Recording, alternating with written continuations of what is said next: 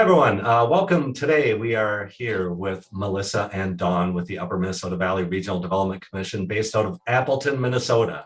And they are one of my favorite initiatives in the country because they are the first initiative that worked on resident recruitment and brain gain activities in the state. So I don't know where I'd be in my career without them, to be honest. All these years of experience and knowledge really helped me gain an applied research focus that looked solely at newcomers through my career. Also joining us here today is Greg Seams. He's with University Extension. He's our communications expert and will be joining us through potentially the remainder of this series. So with that today, I'd like to say hi to Dawn, hi to Melissa. Can you tell us a little bit about what is an RDC? When we say in Regional Development Commission, what does that mean? That's a good question, Ben. Regional Development Commissions are regional organizations, and they're similar organizations to ours all across the country in almost every state. Here in Minnesota, we have a network of regional development organizations. There are 10 of us in the state, and we all, by Minnesota statute, have defined regions that we serve. Each region has unique issues and opportunities, and our goal is really to help those regions with whatever their unique needs are. So in our region, we work with all of our cities, counties, townships, school districts, and we do a wide variety of economic community development sort of topics, everything from business lending to marketing, which we're going to hear about today, to working on transportation, childcare, housing, Main Street revitalization, and planning, writing traditional comprehensive plans, strategic plans, hazard mitigation plans, all sorts of different things. And it changes, the work that we do changes quite a bit from year to year based on the needs of our region. But really, we're here to work kind of behind the scenes with our cities and counties to help them with things. We do a lot of grant writing. We do a lot of connecting and connecting communities and their community needs with resources and experts like the University of Minnesota or a state or federal agency. So the variety of work we do is, sometimes I say we do stuff that's a mile wide and an inch deep because it's always changing and evolving over the years. And we're going to hear a little bit about one of our specialty programs, which has done some regional marketing here today.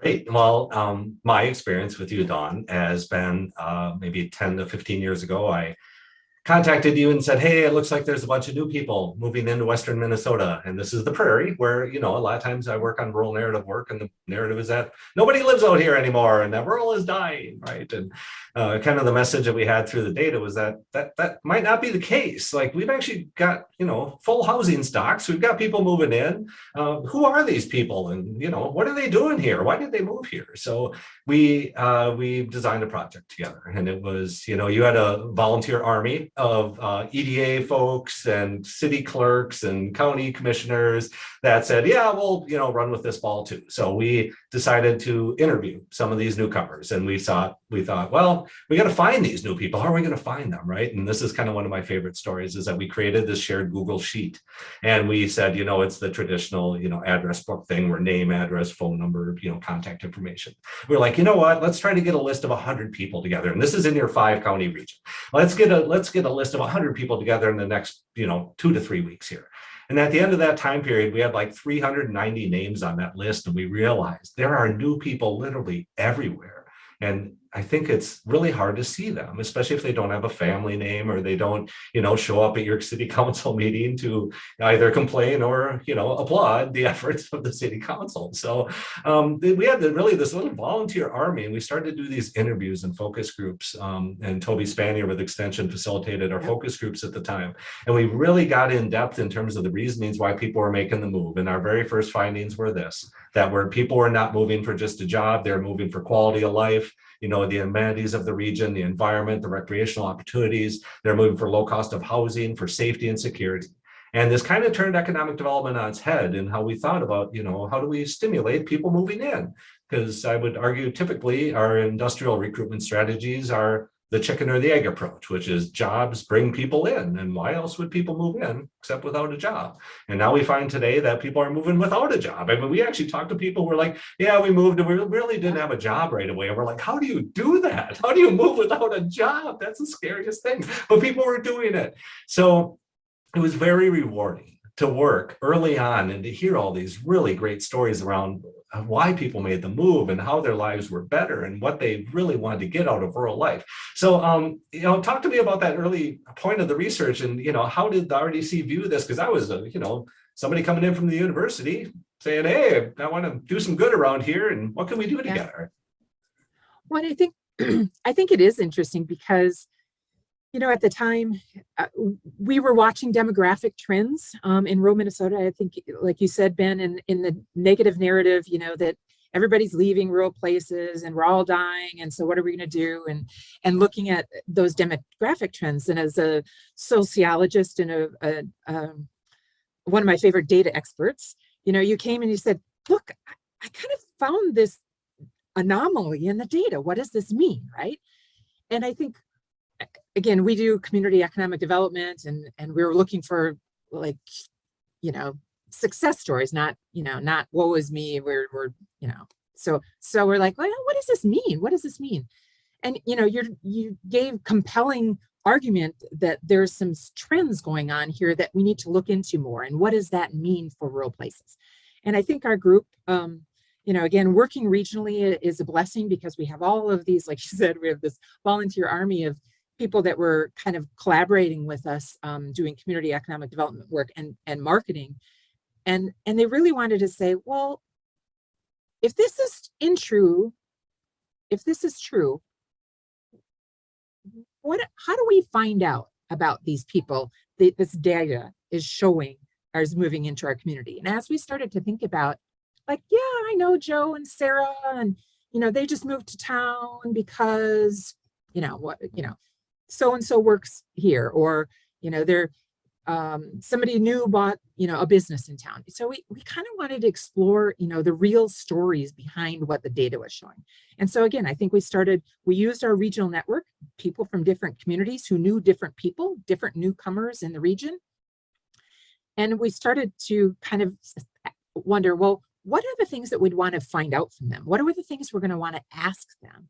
And I think, Ben, you had done some research looking at some other states and where they had done some other work like this. We had been looking at some marketing trends from other places and looked at a really unique model in Canada that was somewhat similar, where they were, they wanted to turn that narrative on its ear and say, we have good things going on in our communities, and let's promote the good things that we have going on in our communities and the opportunities and the jobs and the places to live in our schools and our family quality of life. And so I think we were able to work together and come up with a list of newcomers, as we called them, in our region.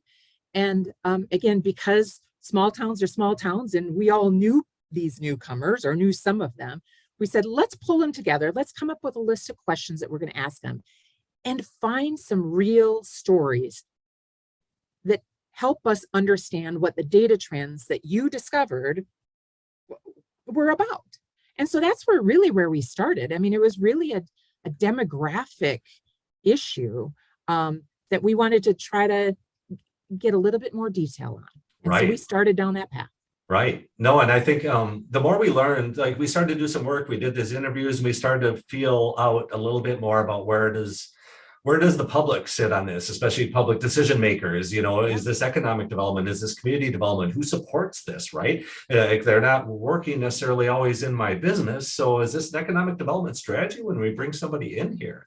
And so, I think early on too, we had run across, folks were like, why should I care about this? Economically, like, what does this even mean to have a person move in? So we did an economic impact analysis. Bridget Tuck is an infamous economic impact analyst here with the University of Minnesota Extension. And she did the economic impact of that. And we, of course, it's a sample that we selected out of this group, but every newcomer household was bringing in around $108,000 a year. And that didn't include things like school enrollment or school per pupil funding formula type things. This was just property taxes, sales, the indirect and induced effects of of a dollar being spent in your community.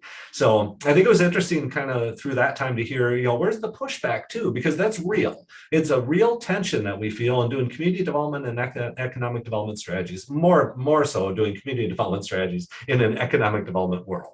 And we're trying to do the two, and we're trying to bring some sense of, we to the work around our local economy. So just with that, I just want to say thanks for everything you've done over the years for not just me, but the state as a whole, because this whole base has been built together. So I kind of want to turn it over to you, Dawn and Melissa, for a little more in-depth presentation on where you've been and where you hope to go here. So thank you. Melissa Streich is our communications coordinator, and she manages our regional marketing program, which is called Western Minnesota Prairie Waters. She's going to show you what we've been doing and how we took Ben's research and the work that we did together and really developed it into a people attraction campaign, as well as a tourism marketing campaign.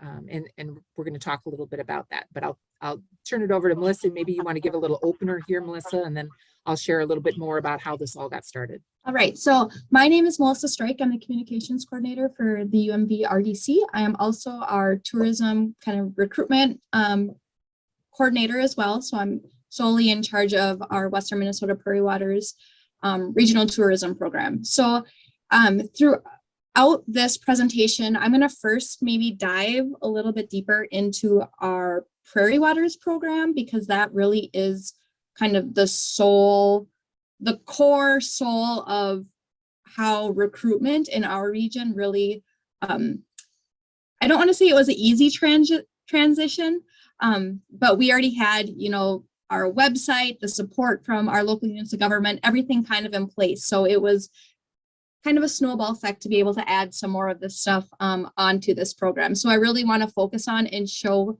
you guys where we started with the Prairie Waters program, how we're funded, how we got the support from our local units of government, how that's been successful over the years, and then we'll dive into kind of how that Get Rural transitioned into the Prairie Waters program as well. So with that, I'm just going to quickly mention that Western Minnesota Prairie Waters, it is a program of the Upper Minnesota Valley Regional Development Commission. So as Don had mentioned, our office, we have a ton of different programs and services that we work on. Economic development with tourism was definitely one of our larger programs that I mainly focused on. So yeah, it is a program of the RDC, and I don't think that our region, this program would be sustainable without the RDC's support through this. So how it started, I'm going to actually hand this over to Don, because I don't want to age you, Don, with the date on there, but Don was part of starting the Western Minnesota Prairie Waters and, the tourism program coordinator for that. So Don, I'll let you take this. Sure. So our organization has been doing regional work, all sorts of different regional work, since we were established in the early 70s. And really in the early 1980s, before I even worked at the RDC, I will say, but early in the 1980s, we were working with some of our communities who were trying to do they wanted to do some marketing. And all of our communities are very small, rural towns. And none of them individually had enough money, enough capital, enough expertise to really enter the marketplace and do any sort of tourism marketing that would really make any sort of difference. So in the 80s, a number of communities that we were working with approached the RDC and said, is there some way that we can work together kind of within the context of the RDC on a regional level and pool some of our resources and efforts and finances together to do some tourism marketing over our 5 counties?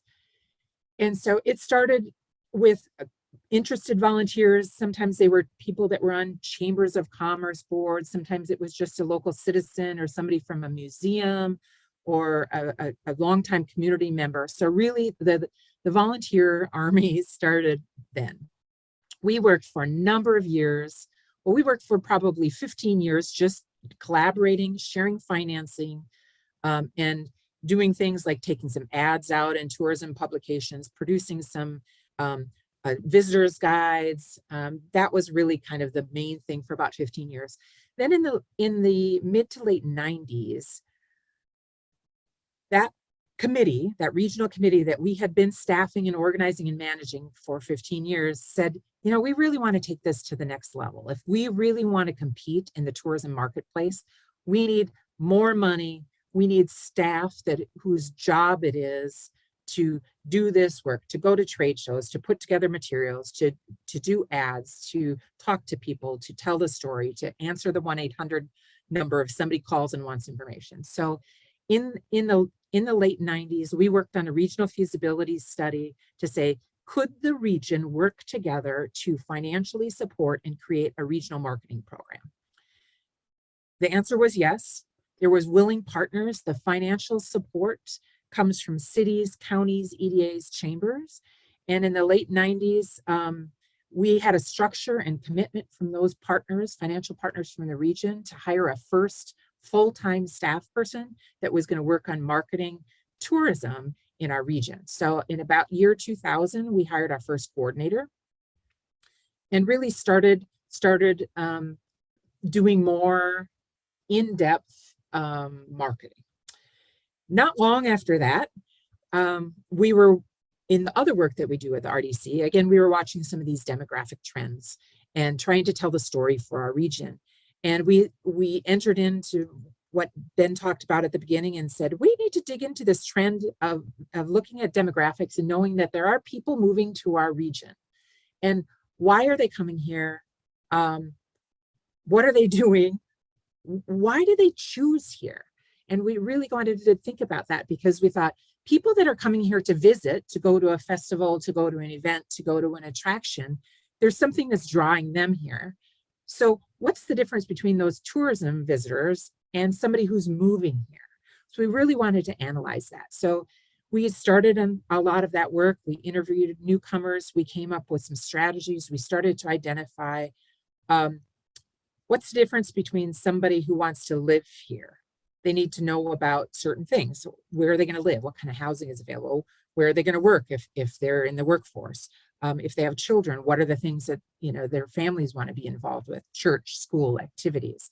And so we started to really build out kind of the platform of what we thought we needed to market, not to only attract visitors, but to attract new residents. And we quickly saw that because we had a existing system, Western Minnesota Prairie Waters, an existing regional marketing platform, we could easily add to that and build in more information for potential residents, not just information that a visitor might need, a hotel or a restaurant, but we really wanted to expand the marketing message to include newcomers, new residents. And we thought that was really important in a region that was seeing demographic decline, really for decades.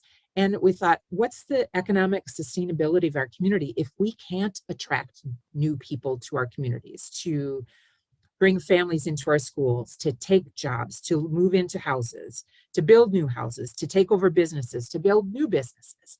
It was really an economic strategy that we said, we can't afford to not work on marketing to new residents. And that's how we got here. All right, so with that, I'm going to dive into the Prairie Waters program. And first of all, I'm going to answer everyone's favorite question, or the most important question, is how is this program funded, the sustainability of it? So we are funded by our local units of government, and we have had funding from our local units of government ever since 2001. When Don had mentioned that, these organizations came together and they're like, hey, we need a full-time person working on some of this stuff to really get some of this stuff done. So our members, it's a 1-year membership or partnership. And for the most part, for the last, I'd say a handful of years, this has been kind of our core group of partners. So we have Chippewa, Lac qui Parle, Swift, and Yellow Medicine counties, along with Montevideo EDA, their CVB, Granite Falls, their EDA, and then Appleton, Benson, Madison, Dawson, Canby, Clare City, Milan, Clarkfield, and Kirkhoven. So how this works is and this is, of course, fluctuated throughout the years. If you go back and look at all our financial history. But we, for the most part, have had kind of a core formula that we use when asking for our membership fees from these partners. So for the counties, how it works is there's a base for the formula. We have a base fee, and then it's per capita. It's a certain percentage per capita, or cent, I should say. And that has, for the most part, it's been pretty consistent. It has fluctuated, you know, if you look back, but for the most part, that's kind of how it works. And in 2018, that's really when we started kind of our Get Rural recruitment push. So it wasn't just that they were paying for, you know, all of these tourism aspects or all this tourism efforts and work that we've been doing, but you know, we realized like, hey, if we're going to be adding a whole nother section or sections onto this organization, you know, that's going to be a lot more staff time, and we're going to have to ask for more funding from these organizations. And in 2018, it was an additional $3,500 per county. And then I think we asked for an extra $100 for the cities. And that's kind of, you know, the formula that we figured would work. And I will say, I would say, so I'm going on year 9 working on this program. And I would say the first earlier years when it was only a tourism program, it was a hard sell to, and I'm sure everyone that works in this industry knows that it's a hard sell to your commissioners, our city council members or EDAs that, you know, especially for how rural we are in Western Minnesota, that we need all this funding to do tourism. You know, we don't have the Mall of America, we don't have big theme parks or water parks. So really, you know, trying to sell what we do have, I don't think, you know, a lot of our local units of government, and you have board changes all the time. It was each year you were trying to resell and, you know, promote our area and just sell it to them as we need this. So it was a struggle. And I will say, ever since 2018, when we kind of switched up the messaging a little bit and, you know, really kind of focused this not only on a tourism program, but maybe more of a regional marketing program, you know, encouraging people not just to visit here, but to come live here.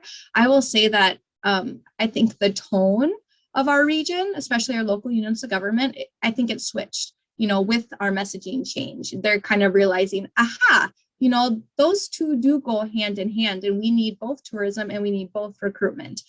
So it's kind of been fun to see that evolve over the years.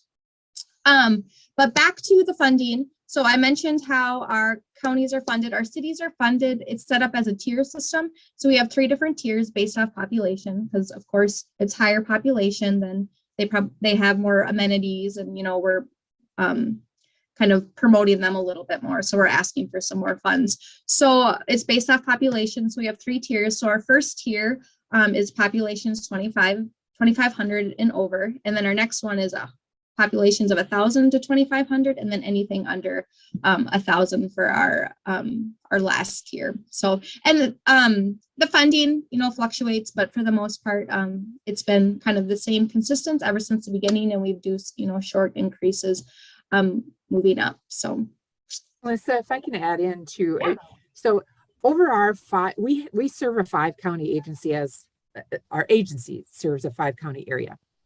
So we've always asked all the units of government in our region if they'd like to participate in this program. It's 100% voluntary for them to be financial partners in this program. And so some of the membership has changed over the years. But we invite everybody in, and not everybody chooses to participate, but, you know, this is a coalition of the willing. And so the membership from year to year might vary a little bit. It's been really pretty sustaining, but most of the communities in our region, the larger communities in the region, and most of the counties have looked at this as really an economic development issue. And I think that messaging and that sales, as Melissa calls it, has become easier as we've added additional components to this long-term marketing program that we've had. And again, in our region where we're really rural, we have 46,000 people over across 5-county area. 70% of we have 37 cities. 70% of those are under 500 in population. So we have a lot of really, really small communities that, you know, they don't have a chamber of commerce that's doing any of this themselves. They don't have business organizations that's doing any of these stuff. So those little towns just have so little capacity. Really, our counties kind of end up covering their entire county and covering a lot of those small communities as part of their contribution. And then our larger communities in our region have said, this is important for us, that, we do have some capacity. We are working on, maybe it's a chamber or an EDA in town. And so they really looked at this as an economic development activity. And that's how we kind of ended up with this list of partners. And what I think too, to Don's point is, looking at our partner list, I love seeing how different entities and organizations within the community come together. For instance, you can see Montevideo, their EDA and their CVB have come together to identify this as a priority for their community. And those two split the membership fee. Same with the City of Granite Falls and the EDA. Those entities have come together and split that membership fee. So, each organization might be funding it a little bit differently through other entities, but in the end, we're still representing that same community. So I'm going to dive into a couple of our tourism, kind of our main projects that we've worked on over the years. And then from there, I'm going to kind of switch it up a little bit and talk about the Get Rural side of things, which is really our recruitment and some of the new projects that we've been working on with that. And then I'll kind of wrap it up with how we've meshed these two organizations or entities together and how we're going to continue pushing that forward throughout the years. So, of course, one of our biggest projects that we work on is our Prairie Waters, our website. It's kind of the one-stop regional shop. As Don mentioned, a lot of our communities don't necessarily have, chambers, or, our counties aren't the ones that are out maybe on their website. They don't have information on what's going on in the region. So our Prairie Waters website is definitely on a regional basis, kind of that one-stop shop. And I'm going to I'm going to do a screen share in a little bit here and kind of dive through the website a little bit more. So some of our pushes that we did with our website, again, going back to, our cities, they might not have the most attractive website. Appleton's is pretty good. They just redid it not too long ago. But one thing that we did to kind of push this and to get all of our partners or members kind of, tied back to our Prairie Waters, because again, the city of Appleton might not have, or any city in our region might not have had, kind of that tourism lifestyle information on their website, because they just see themselves as a city. They don't see themselves as trying to promote, hey, live here, or kind of that chamber marketing push with it. So we wanted to offer them something. Most of our communities, we asked that our partners, link back to our website, but we want to offer them something a little bit more than just a link that people might oversee. So we created kind of this little website widget, and you can see the example there of how that's embedded onto the City of Appleton's webpage. So basically, it's a little widget that you click on, and it brings you right back to our Prairie Waters page where they have access to all that information. But we want to make it easy and attractive for some of our smaller communities and our counties for their websites. Of course, our visitor and relocation guide. So again, in the past, it's always kind of been our visitor's guide, but with kind of this Get Rural recruitment push, we've really kind of pushed them to relocation guides now, which has been super fun to incorporate some of that information into it. So we actually are in our guides, our new guides, our 2022, 2023 guides are being printed right now. So we're excited to get those in our hands, and we have a robust plan of how we're going to start distributing those right away. We get them out to all of our chambers, our cities, counties, travel information centers across the state. We go through thousands and thousands of them down at the Mall of America. We have a digital version that's on our Explore Minnesota Tourism website and our website as well. If people are calling in and requesting more information on our area, this is generally the guide that we will send them. And then the past couple of years, like as I had mentioned, when doing kind of this recruitment push, we've really been talking with some of our local employers and encouraging them to use these guides as recruitment pieces. So, like our larger employers, our healthcare facilities, they've, over the years, they've collected our guides or utilized our guides for recruitment, whether that's, at a job interview or having them, out in their waiting room. So we're really encouraging our employers to be utilizing them for those purposes as well. And we have 2 technical colleges, Minnesota West in Canby and in Granite Falls in our region, and they both use the guides as well in their student orientation packets.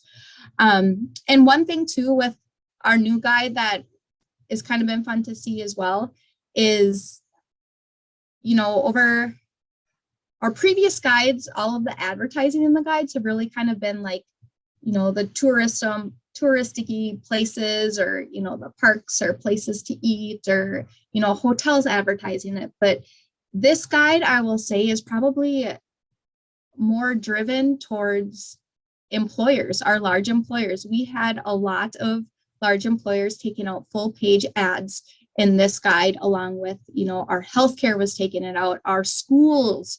We saw, I think we had 4 schools in our area, which is huge for them to be taking out full page ads in these guides. So they too are seeing the importance of advertising their school, advertising workforce, and advertising getting people, to attend their school. So it's kind of been fun to see this guide also evolve over the years as well. So we're excited to get these guides in our hands and get them sent out there and to start utilizing them. One thing that we're going to be doing too is we're going to be doing kind of a big push out to our employers. Again, the last couple of years, we've just been trying to build that relationship with our employers, and all this information that we have collected over the years, we want them aware of it and, to be able to utilize this information in their workforce recruitment. So we're going to be doing a kind of a mass mailing out to some of our larger employers of the new guide. And then we'll have kind of a 1-page handout of how they can, if you want to request more guides, or how they can utilize some of our information. We want to drive them to the website and say, hey, you have a potential new employee coming, or, looking at things to do in the area, or, housing, childcare, education, make sure that our employers are aware of all of this information. I think in the past, all of our focus for this organization has always been, outside our region and to get people to come here. But I would say over the past couple of years, we kind of took a step back and we're like, hey, we also need our employers advocating for this organization and utilizing this content that we have in this organization as well. So the past couple of years, we've really been kind of doing a push and working with our employers too. Social media, we're extremely active on social media, constantly sharing stuff on employment opportunities, attractions and businesses, along with community events. Advertising, so we do a ton of different advertising for the area. We work closely with Explore Minnesota Tourism, so they've been a huge partner with us, advertising all different sorts of things, whether that's creating new videos, billboards, print, digital. So we're kind of all over the board with that we've been working on. We've been doing kind of some big pushes the last couple of years for some local advertising, and I'll talk about a campaign coming up that we did with that as well. So this is still kind of on the recruitment side of it. It all ties together. So one new kind of idea that we did last year was we ran a couple of these billboards. This one was down in St. Bonifacius. And again, we just thought it was the perfect opportunity with all the chaos going on in the world right now. And, there are statistics that show people are moving to more rural places right now, just to maybe avoid chaos, or just to kind of settle down and get more of a slower lifestyle pace. So we wanted to kind of take opportunity of that and push that. So we put this billboard down in St. Bonifacius, highlighting we got jobs here, we got strong broadband, and we have low cost of living. So we've been doing multiple different campaigns throughout our tourism and recruitment program of pushing all 3 of those different categories. But I will say it's been really fun to kind of track our Google Analytics on our website from this. So ever since we posted this billboard, the #1 people that are looking at our website were people kind of down from the metro area. So before we weren't seeing that as much, but now ever since we posted this website, and we still have posted this billboard, and we still have this billboard up right now. We actually ran it a little bit longer just because we were having those success of, people on our website. And then it's kind of fun because from there, and I want to dive deeper into this, but you can then track like how interested are these people. It's saying that, from the metro area, they might be, maybe they saw this billboard and that's why they're showing up as viewing our website.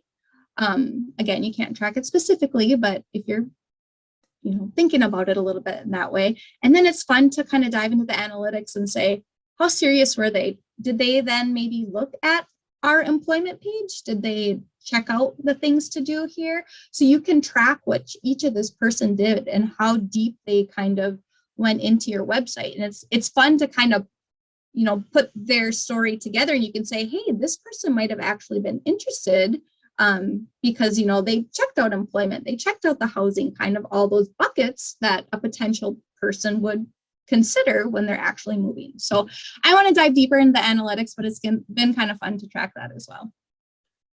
Our annual gathering. So each year we do a event, kind of just promoting a unique kind of little gem within our counties. We rotate counties each year, and it's just a free public that's sponsored by Prairie Waters,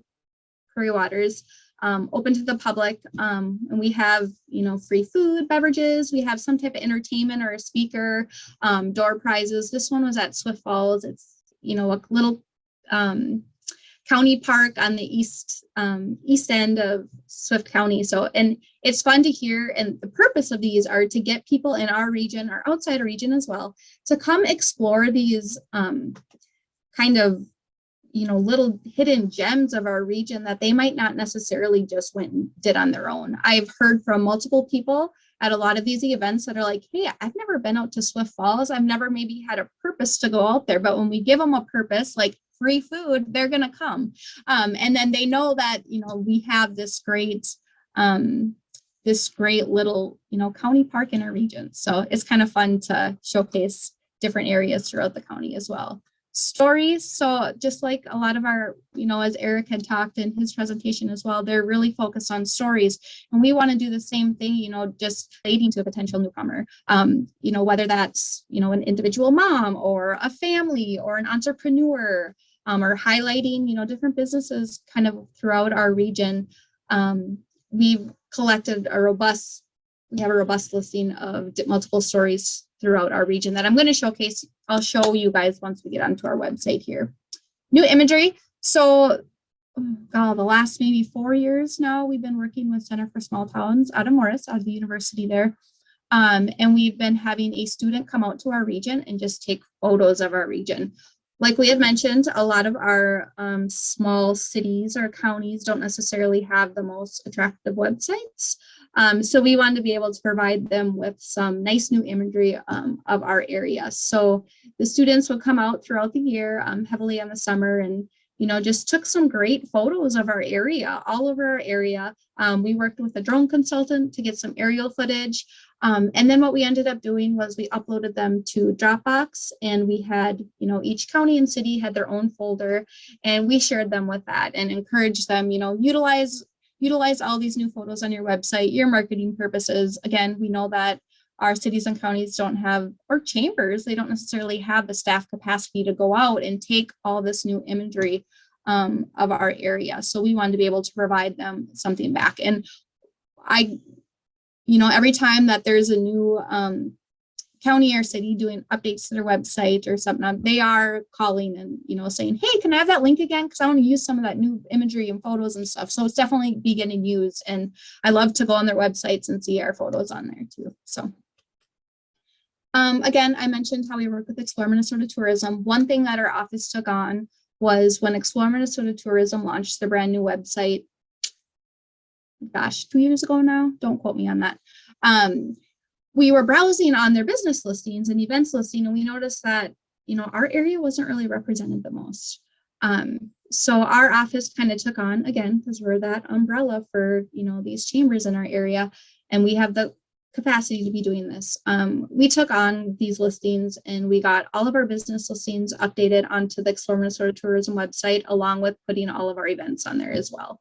So now we are all up there. We have representation of our area, and we're continuing to add to that each year. But again, it was just a need that our office realized that, hey, this is what we should be doing, for these communities to get them up there. So that's kind of the Prairie Waters program. There's a ton of different other stuff. And like I said, I'm going to dive into the website. So there'll be more projects that I talk about. But the transitioning of kind of the GET rule and how that all falls into place. Don mentioned a little bit earlier about kind of, you know, the beginning of it and working with Ben with the brain gain and all of that.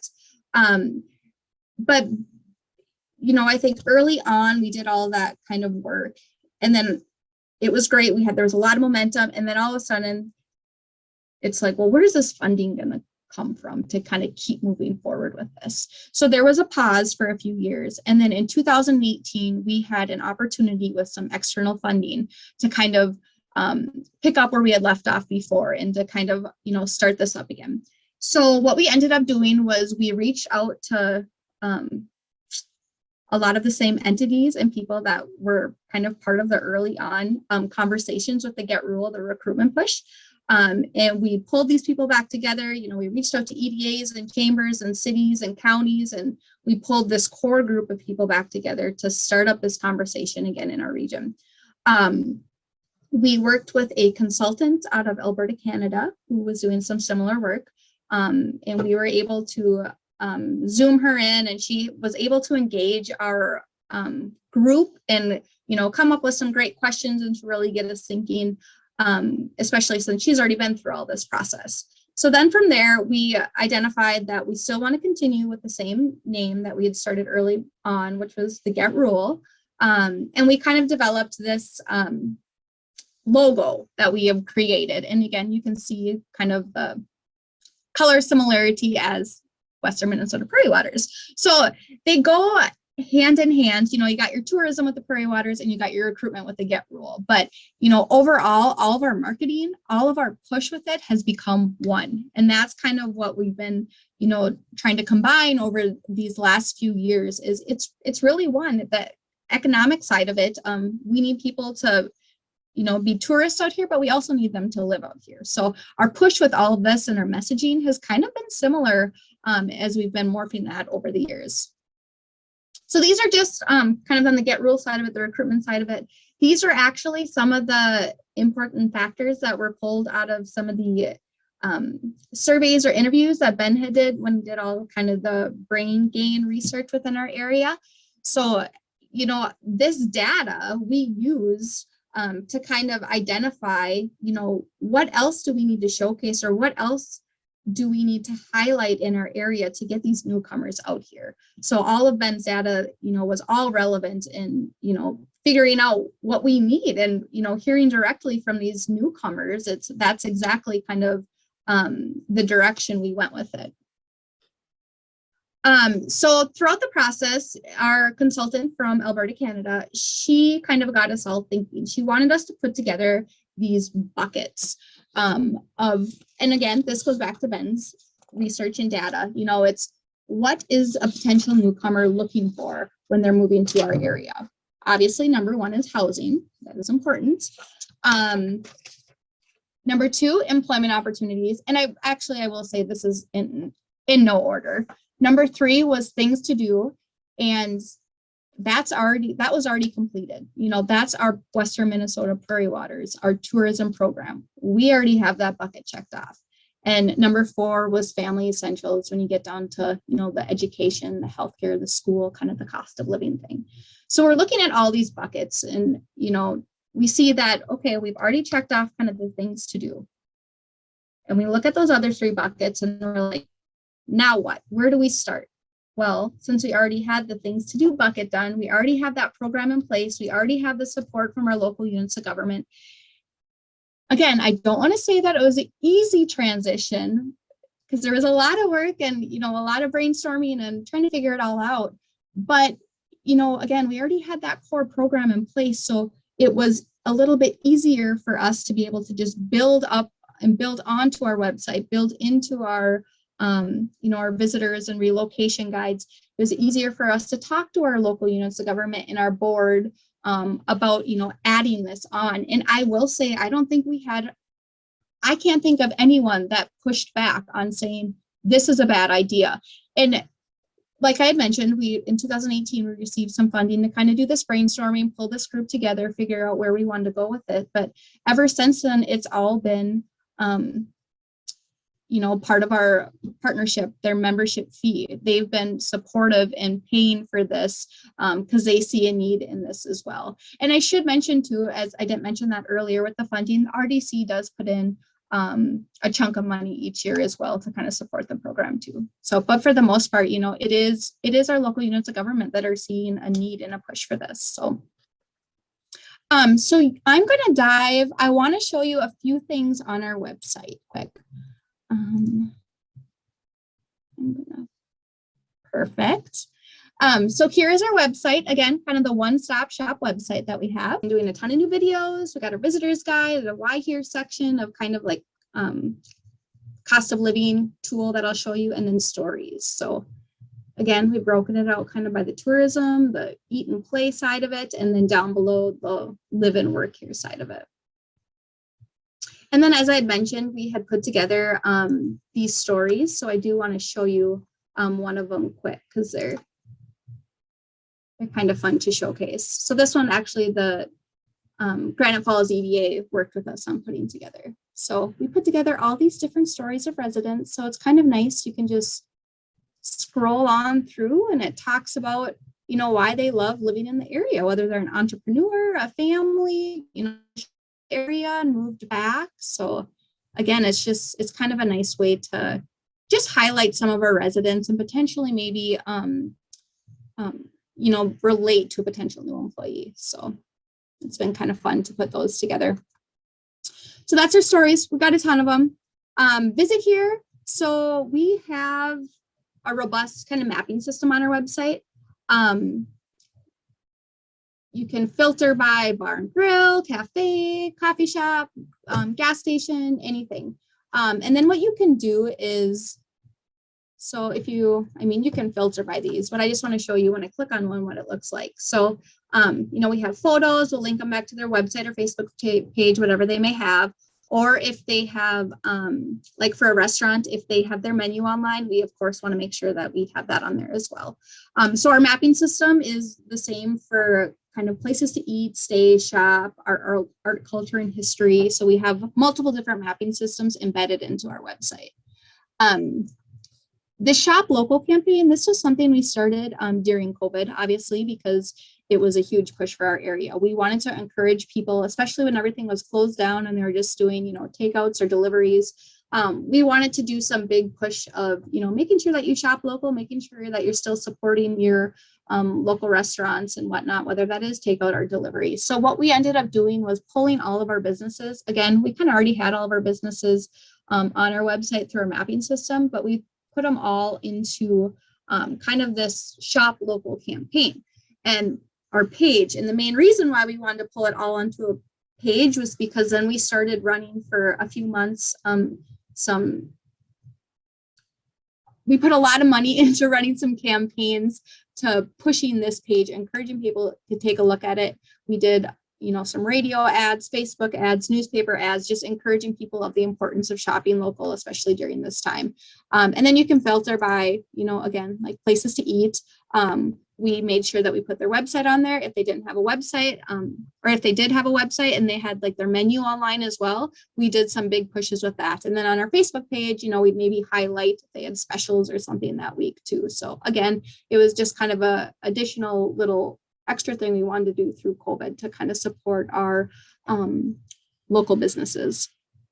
So that's kind of with the visit here side of things. Of course, you can dive into all the stuff on our county parks or our outdoor adventures, fishing, hunting. We have all that in there, arts and culture and history as well. So again, that was all part of the Prairie Waters, program, our tourism, the original content we had on our website. So then, like I mentioned, in 2018, when we started collecting some more of this lifestyle information with the housing, childcare, education, that's where we kind of added on some of these additional tabs. So I'm going to hit on a few here.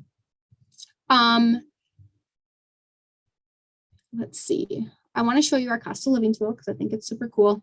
Again, we've been doing some campaigns with this as well, highlighting, when I go back to talking about that billboard that we ran in St. Bonifacius. In addition to that, we've been really kind of promoting like hey, you can maybe move out to our area, and this is what you'd be paying in childcare in our region versus this is what you'd be paying maybe in the metro area or a different region. This is what housing is here versus what it is in the metro area. You could potentially keep your same job in the metro area, even though we would like you to have a job out here, but we have the broadband capability for them to be able to do that as well. So we've been doing some kind of pushes with this cost of living as well. But for instance, on here, you can filter by county, you can filter by region. So I'm just going to click on one of our counties here and show you what that looks like. Usually it'll pull it up side by side, but you get kind of the idea of it. But it filters by yearly costs, you know, hourly wage, whatever that may be for this, childcare, food, healthcare, housing, transportation, your taxes. That's a new one they just added on here. So that's kind of interesting to look at as well. So it's kind of a fun little tool. And then we're working with Deed right now on doing some little descriptions of, you know, you have yearly cost in here, but what's all included in that? Because, you know, I think we showcase this cost of living so much, and people are like, for like childcare, for instance, we have people saying that is not what I pay in, you know, Swift County for childcare. And it's like, okay, well, you actually have to look at what the formula is or how they're, you know, figuring out those actual numbers. So we're working with Deed on kind of doing some descriptions a little bit more on this page, but we're going to continue some pushes with these campaigns as well. Community Lifestyle Toolkit. So this is a new project that we just had put together, and I'm going to showcase what we ended up doing. So what we want to do, so again, I talked earlier about how we want to work with our employers a little bit more. So I guess I should take this back a step. 2 years ago, once COVID hit, we're all working from home. We took the opportunity to do some interviews, some Zoom interviews with some of our large employers in the region. So we interviewed about 25 large employers, whether that was, you know, their CEO, the HR manager, whoever was in charge of their hiring. And we asked them a list of questions, you know, of what are some of their setbacks? What are they hearing from people of, you know, maybe they're interested in the job, but they're not maybe interested in the area. We wanted to know if the employers are even marketing our area as a place, or are they just trying to market their position?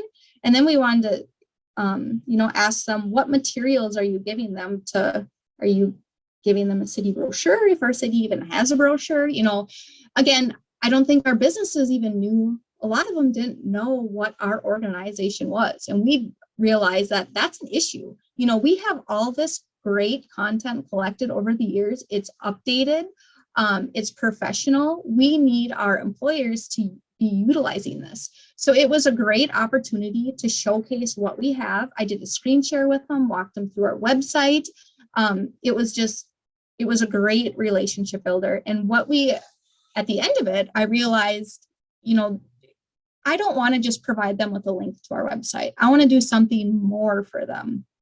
So I got this idea of kind of customizing for each community these, we're calling them employer toolkits because we want our employers to utilize them, but it's beyond that. They're more of a community lifestyle toolkit. So for instance, this is an example of the city of Madison. So basically what an employer could do is take this link and send it directly to potential new employee, where they then have access to information on housing. We did, again, some comparing of, you know, what a house in Madison would be versus what it would be in St. Paul. You look at the same square footage of a house, you can see what the dollar amount there is, which is just crazy. And then the taxes as well. So again, we wanted to bring that awareness and kind of use it as a benefit and sell it to these potential people moving out here. We have a list of all the rental properties or townhomes, apartments in the city of Madison.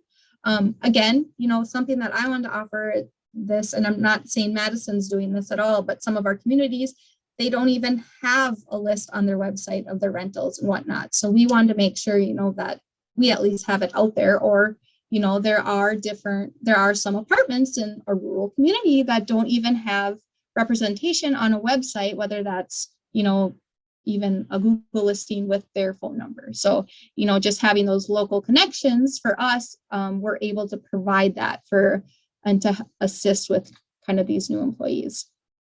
Childcare, we talk about the center. We have a link to all of the licensed childcare home providers within Lackaparra County. Again, this is for Madison. Again, comparing the two, what it would be for 2 children in Lackaparra County versus what you'd be paying for childcare in Hennepin County. So the cost is just mind-blowing.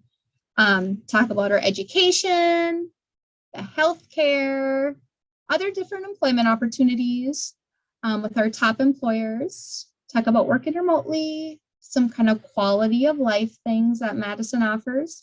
Here's a whole bunch of resident stories that we had put together for them. And then they had put together some of these videos earlier as well. So we wanted to make sure that we got that included in there. So we've put these together, as you can see, for all of our communities. Again, right now we're doing a push with our communities, employers. We're doing kind of cold calls right now to our employers and just, again, making them aware of this content that we have and for them to really be utilizing it. That's kind of a big part of our work plan within the next few years, is to build that relationship with our employers and get them advocating for this program and utilizing all of this content that we've created. In addition to that, we have the site selector program that we work with. So this is automatically populating from the state site, LOIS. But basically our office has been collecting developable properties, whether that's a vacant lot or a property, and we've been collecting all the information on it, uploading it to the system, and then we do plan on doing, you know, again, kind of a big marketing push of these properties or buildings to encourage, you know, entrepreneurs or developers to, you know, maybe have some interest in our community. And again, the reason why this is on this website is, you know, they need everything else that comes with it, all those lifestyle aspects. They want to know, hey, what the heck do you even have out in that area? So, you know, having this on our website just made sense.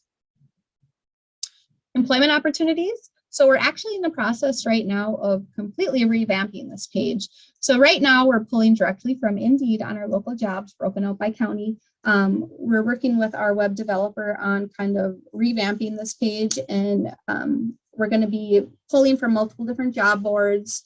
We can break it out by city, we can break it out by county, and then we're going to also be able to scrape from some of our local employers, some of their web pages as well. And again, I go back to the building that relationship with our local employers. You know, if we can offer them those toolkits that we've created to use, we can offer them our new relocation guides to use, we can drive them to our website, you know, we can promote their jobs. I just see the importance of that relationship with our local employers, and I want to continue that and see where that grows as well.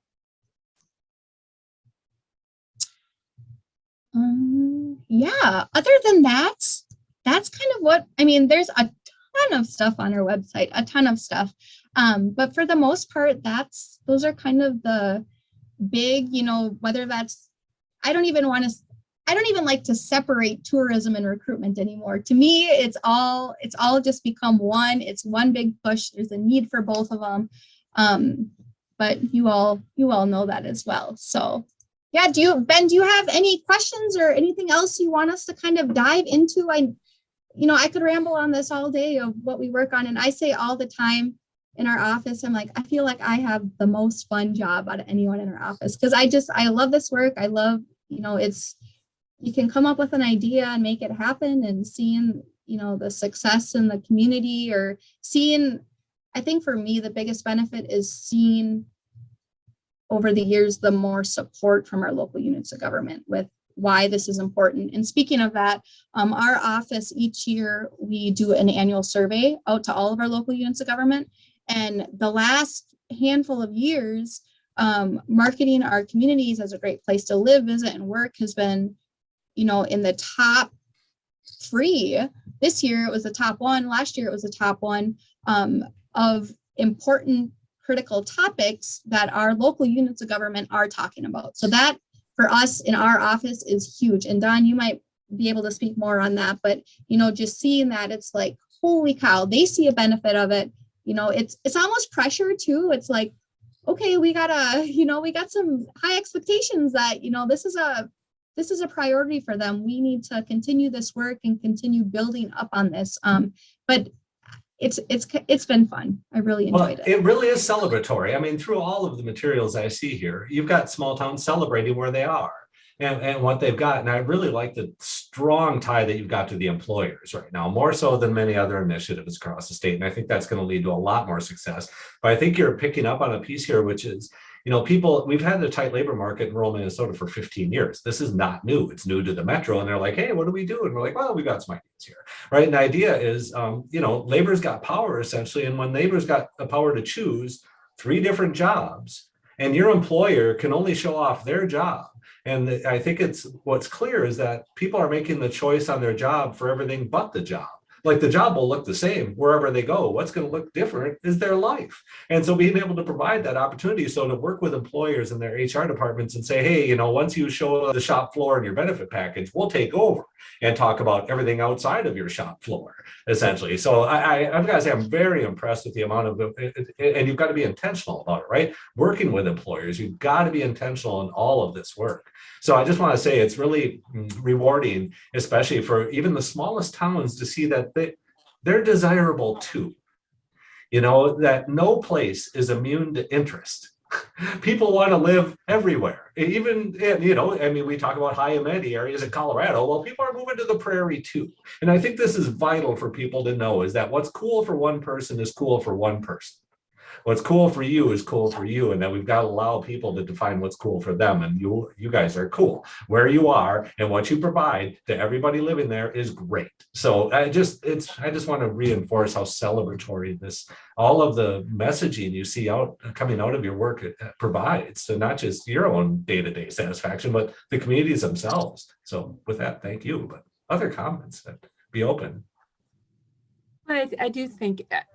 I think our effort has merged and grown over the years. And I think the one common thing, and Melissa just gave so many examples of it, in small rural communities, that they don't all have the capacity to do all of these things. That's why Prairie Waters started way back long ago, is because we really needed to collaborate to make sure we were collecting pictures and who has the talent to create a beautiful publication, and how do we tell the story of our residents or an event or our employment opportunities. And so, the work that we do is really it's a lot of hand holding, collecting. Like, we will show you how to get this widget on your work in your website. It's a high touch, lots of research, lots of building relationships, and that is just constant. We couldn't exist and just say, oh, we're going to put together this product, but we're not going to talk to anybody about it. We're just going to do it and not engage, everybody in our region, because the reason this exists is a collaborative effort. Right. And so it's about making good messages and working with one another. And, one of our communities will see something that we help them put together, and they're like, yeah, we want that too, because, we want to tell this story about our community. And it all gets pooled together, because I think, like you say all the time, Ben, we don't all live in the same community that we work in and that we play in and that we shop in. And so, it's silly for us to think about our realm of influence just being, one place, because nobody exists like that. Right. And so I think we just did platform.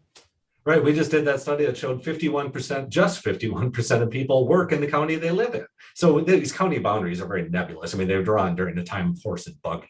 So really, how do they don't reflect human interest? But I really like the idea here of, we talked about this early on, especially the free rider problem, which is, why would Clarkfield want to give any money? Benson's already given money. But the idea that we like to continually hit on is that middle of everywhere, that, if people don't just live and work and shop and play in one place. If I'm looking at moving to Hancock and the mayor is like, oh, Hancock's going to be great, you're going to love it here. And then I say, well, I'm looking at moving to Starbuck too. And then the mayor is like, oh, you don't want to move to Starbuck. There's nothing going on there. Like, what did you just do? Not only did you downplay Starbuck, you downplayed yourself Because then you are living in the middle of nowhere if you can't name off all of these regional assets that you've got around you. So I really think you pack a punch in terms of providing not just the economic or the employment avenue in there, but also seeing that these assets are regional. So in many ways, I just can't reinforce enough how much this model that you built there just fits so well in with this model of resident recruitment that we're trying to promote. So. Any other comments or questions? I've got no more. I've got one final question, which is, what next? What would you like to see happen next? What would you need to have that happen? What do you need to get there? So, in your wish list, or do you feel like you're on a good path and that you've got what you need? Do you want me to send you our big on work plan, Ben? Send me the Google sheet, right? Yeah. Right. I would just say, again, as what's next, it's, of course, looking back at our annual survey and seeing that this is a priority for our counties and communities, is that they see the importance of it, they see we're doing, a good job at it, or do they want to see something else? And what else can we provide them? I like how we're kind of going down a different path not a different path, but pulling in these employers and just getting more people aware of our organization, not just to live here, not just to visit here, but our local entities utilizing our information. And it's not easy. When I did those employer interviews, I sent out a mass mailing to all of our employers, and of course nobody gets back to you.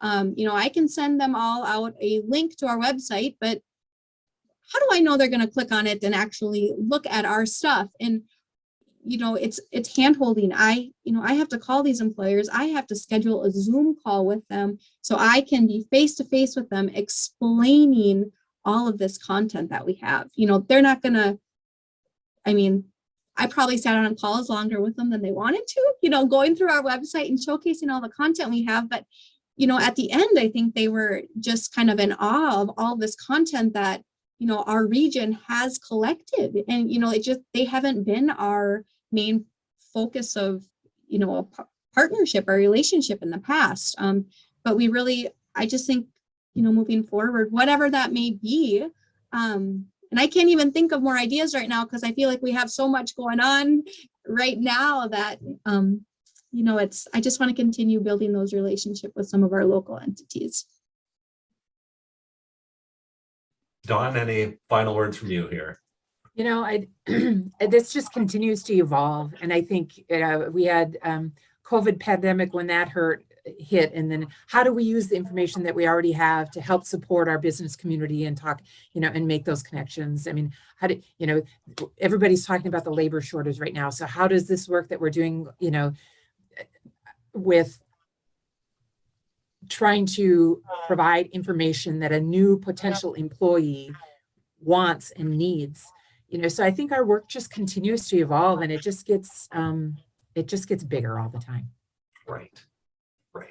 Well, thank you for a most enjoyable time this morning, today, whatever time it is for you watching online. So with that, Melissa and Dawn, really thank you for your time. Thank you for your effort. Thank you for your passion. Thank you for my career. I don't know where I'd be without you. So, well, likewise. Again, I do, Ben, we kind of started down this path together, and in your inspirational, passionate discussions about what, data was actually showing, really launched us into a new direction. So, again, I kudos. I've been fortunate to be on this ride alongside you. So thank you for your work. Real good. Well, thank you everyone for watching here today. If you've got any more questions, you can visit our website at zulu.umn.edu/braingate. Thank you very much.